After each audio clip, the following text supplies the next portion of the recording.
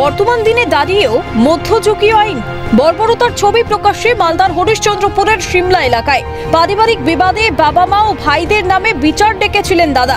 অভিযোগ, সালিশি সভায় তারা অনুপস্থিত থাকার কারণে পাড়ার লোকজন ও দাদা মিলে বেধড়ক মারধর করে বাবা ও এক ভাইকে। আহত ভাই চাচল সুপার স্পেশালিটি হাসপাতালে ভর্তি থাকলেও বাবা চিকিৎসার অভাবে মৃত্যুশয্যায়। গোটা পরিবারটিকে একঘরে করে দেওয়া হয়েছে বলে অভিযোগ। মাইকিং করে সামাজিকভাবে বয়কট করা হয়েছে তাদের।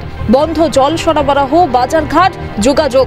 হরিশ্চন্দ্রপুর থানার দ্বারস্থ হয়েছে ওই পরিবার। বয়কটটা করেছে যে আমরা ওখানে প্রেজেন্ট হয়নি, এই কারণে আমাদেরকে বলেছে যে তোমাদেরকে বয়কট করা হলো।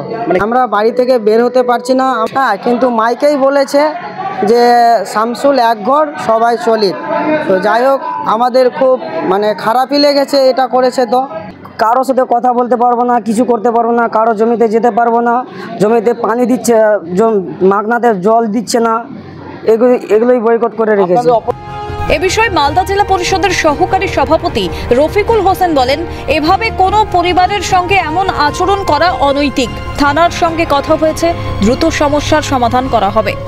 তো একবারে একজনকে একটা ফ্যামিলিকে সব কিছু থেকে ব্রাক্ত রাখা, এটাও খুব টাফ ব্যাপার। তো আমি শুনলাম সেটা পুলিশ প্রশাসন আছে হরিশ্চন্দ্রপুর থানার, তাদের সঙ্গে আলোচনা করব যেন যে কোনো ফ্যামিলির জন্য সমস্যা না হয়। পারিবারিক সমস্যার সমাধানে এলাকার গুণী মানুষদের দ্বারস্থ হলে যদি তারা একঘরে করে দেওয়ার নিদান দেন, তাহলে সমাজ চলবে কি করে? বাধ্য হয়ে পুলিশ প্রশাসনের দ্বারস্থ তো হয়েছেন ওই পরিবার। এরপর কি ব্যবস্থা নেয় প্রশাসন, সেটাই দেখার। মালদা থেকে অভিষেক সাহার রিপোর্ট, ক্যালকাটা নিউজ।